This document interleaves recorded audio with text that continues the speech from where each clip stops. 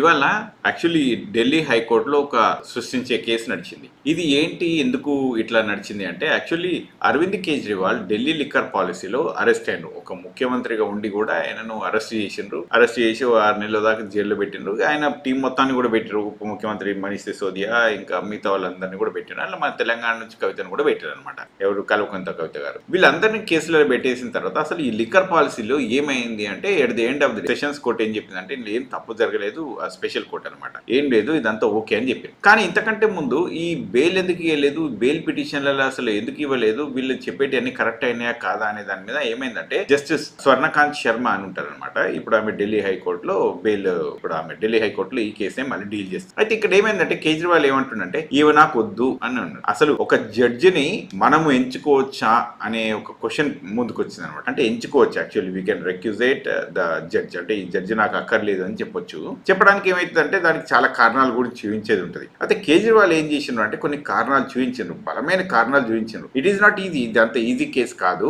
కానీ కేజ్రీవాల్ తను సొంతంగా ఈ యుద్ధం చేసిండు. అది మెచ్చుకోవాలి, మనం ఎవరైనా కూడా ఆ కేసును మనం మెచ్చుకోవాలి. అయితే ఇక్కడ ఒకటి చూపిస్తాను చూడండి ప్రజలారా.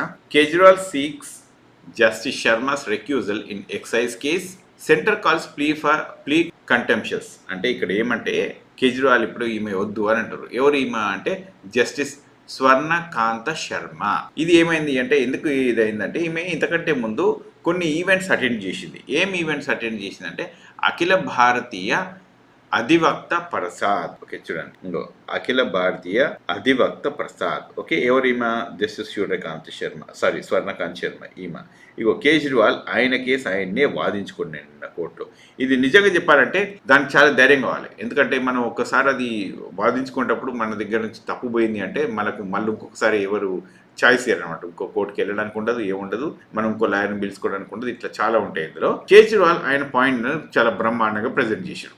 ఏమేమి ప్రజెంట్ చేసినంటే ఇగో ఇదంతా చాలా లాంగ్ లెంత్ పేసి ఇదంతా ఒక గంట సేపు నడిచిన వాదన అనమాట కేజ్రీవాల్ది. కేజ్రీవాల్ కూడా గంట సేపు ప్రెజెంటేషన్ చేసుకున్నాను. అయితే ఇళ్ళకెళ్ళి నేను కొన్ని పాయింట్స్ రాసుకొని వచ్చి ఏ బేసిస్ మీద వద్దనుకున్నాను అంటే ఇగో కేజ్రీవాల్ ఆర్గ్యూడ్ పర్సనల్లీ. ఇది ఫస్ట్ మనం ఇది అనుకున్నాం కదా, ఇది చెప్పేసిండు. ఇది హిందీలో చేసిండు, ఇంగ్లీష్లో కూడా చేసిండు అనుకోండి.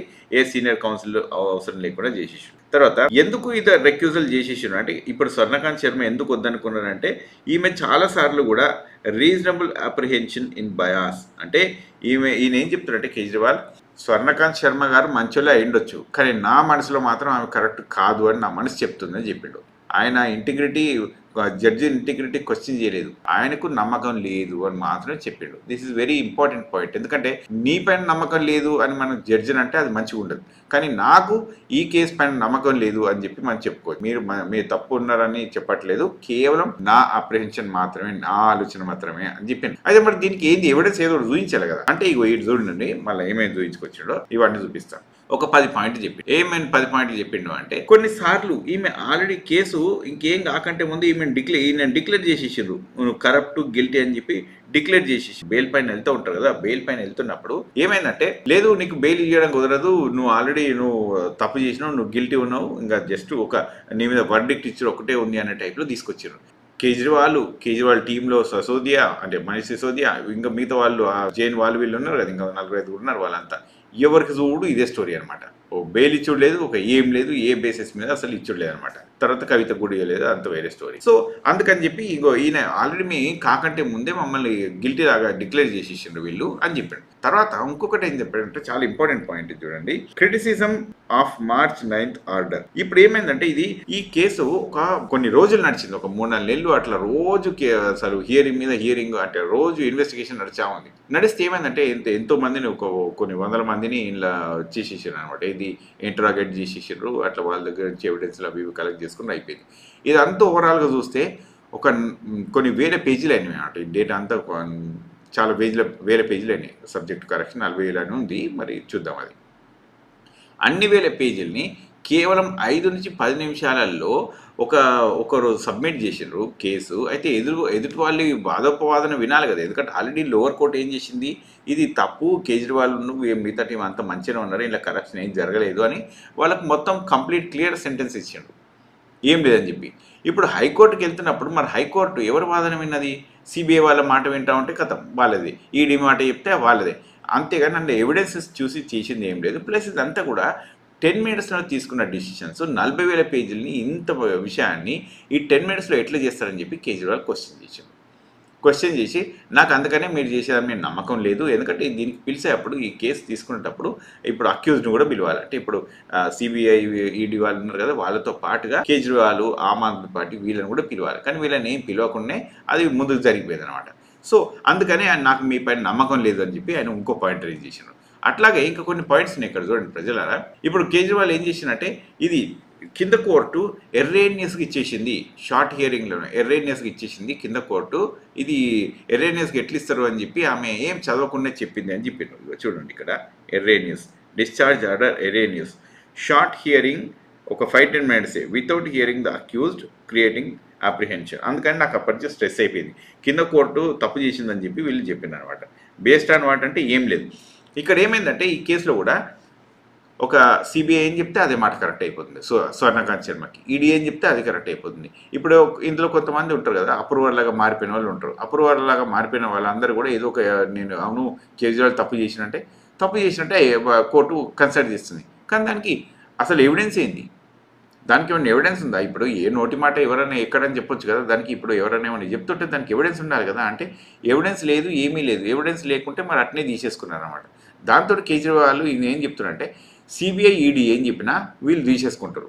తర్వాత ఇంకొకటి ఏం చెప్పినంటే కేంద్ర మంత్రి హోమ్ మినిస్టర్ గారు చెప్తా ఉన్నప్పుడు అయ్యో కేజ్రీవాల్ ఇక్కడ హైకోర్టులో ఓడిపోతాడు, తర్వాత సుప్రీంకోర్టుకు పోవాల్సి వస్తుంది అని చెప్పాను. అంటే ఏ బేసిస్ మీద చెప్పిండు అని అసలు సుప్రీంకోర్టు ఎట్లా వెళ్తాం అన్నదంటే వాళ్ళకు క్లోజ్ టైఅప్స్ ఉన్నాయి అన్నట్టు ఉన్నది కావచ్చు, అందుకని చెప్పిండు కావచ్చు అని కేజ్రీవాల్ అన్నాడు. అంటే దానికి స్వర్ణకాంత్ శర్మ గారు ఏమన్నారంటే ఎవరేమైనా చెప్తా ఉంటారు, నాకు వాళ్ళకి చెప్పిన దానికి నాకేం సంబంధం ఉండదు కదా అని చెప్పి ఆయన చెప్పిండు.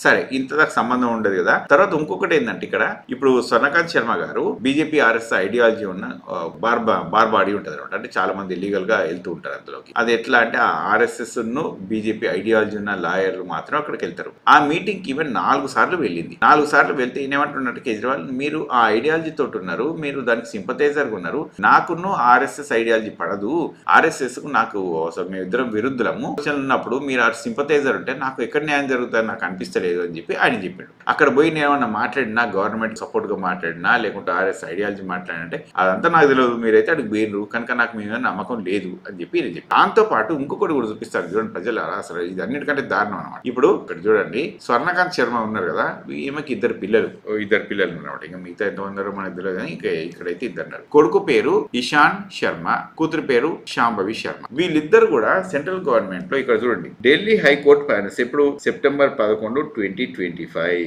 గుర్తుపెట్టుకోండి, నవంబర్ 21, 2025 ఇది వీళ్ళ మీద కేసులు. వీళ్ళు లాయర్లు అయిపోయినమాట. ఇక్కడ హైకోర్టు సుప్రీంకోర్టు ప్యానెల్ అలా కేంద్ర ప్రభుత్వం నిర్వహించే ప్యానెల్ అలా వీళ్ళిద్దరున్నారు. శాంభవి శర్మకి అయితే 4 ఏళ్ళ ఎక్స్పీరియన్సే ఉంది, కానీ మీరు 2 ప్యానెల్స్ చూడండి, బోత్ కోర్ట్స్ అంటే సుప్రీంకోర్టులో హైకోర్టు ప్యానెల్లో ప్రభుత్వం తరఫున ఈమెకు నౌకర్లు వచ్చేసినాయి అనమాట. అంటే ఇది ఎట్లా వస్తుంది? మళ్ళా వీళ్ళిద్దరు ఈ కేసులన్నీ ఇంక్లూడ్ అయినారు. చూడండి, the same central government okay where CBI is aggressively prosecuting Kejriwal in the excise policy case before her. Now the judges own children are on its payroll very courts. అంటే కేంద్ర ప్రభుత్వం వాళ్ళకు ఉద్యోగాలలో చేస్తున్న వీళ్ళు, ఎప్పుడు ఆడిట్స్లలో చేస్తున్న వీళ్ళు, అదే కేసులు హ్యాండిల్ చేస్తున్న వీళ్ళు, సిబిఐడి కేసులు హ్యాండిల్ చేస్తున్న వాళ్ళు ఏ కేసు మీద హ్యాండిల్ చేస్తున్నట్టే మన కేజ్రీవాల్ కేసు. అంటే తల్లేమో జడ్జు, పిల్లలేమో లాయర్లు. ఎట్లకెళ్ళి గెలుస్తారు? ఇది ఎక్కడికి వెళ్ళి ఉన్న కనెక్షన్, ఇట్లాంటి కనెక్షన్లు ఉన్నప్పుడు నేను ఎట్లా గెలుస్తాను అనుకుంటారు అని చెప్పి ఇక కేజ్రీవాల్ దీనికి ఒక ప్రెజెంటేషన్ ఆయన చేసేసిండు. ఏ లాయర్ కూడా ఆయనకు సపోర్ట్ చేయలేదు. ఇందులో 1 గంట సేపు ఆయన్ని అసలు ప్రాపర్గా దాన్ని ప్రజెంట్ చేసిండు, చాలా బాగా ప్రజెంట్ చేసిండ్రు. ఇది నా పర్సనల్ ఒపీనియన్, మీ అందరికి వేరే ఒపీనియన్ ఉండవచ్చు కాక.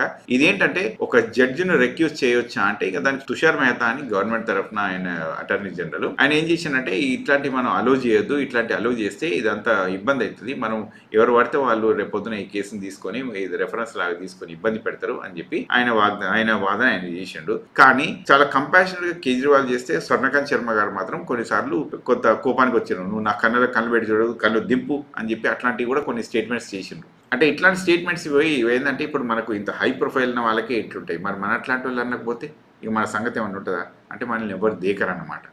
సో అంటే ప్రజలారా నేను ఏం చెప్దాం అనుకుంటున్నా అంటే కేజ్రీవాల్ చాలా మంచి పని చేసిండ్రు. ఆయన దాటి ఆయన్నే వినిపించుకున్నాడు.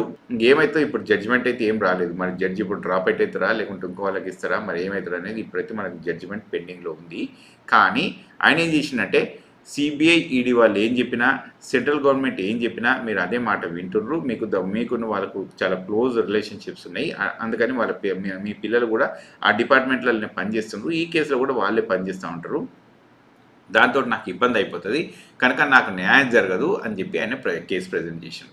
So at the end of the day నేనేం చెప్పాలనుకుంటున్నా అంటే లాలో ఇండియాలో బాగా తప్పులున్నాయి. ఎంత తప్పులున్నాయి అంటే లీగల్ సిస్టమ్ అసలు చాలా అధ్వానంగా ఉందనే చెప్పొచ్చు ఒక మాటకు వస్తే. ఇది కొంత మార్చే ప్రయత్నం చేస్తే బాగుంటుంది. కొలీజియం వ్యవస్థని నిజంగా అసలు తొక్కి అవతల పడేయాలి దీన్ని. ఎందుకంటే ఇది అతి దరిద్రంగా తయారైపోయింది అనమాట. సో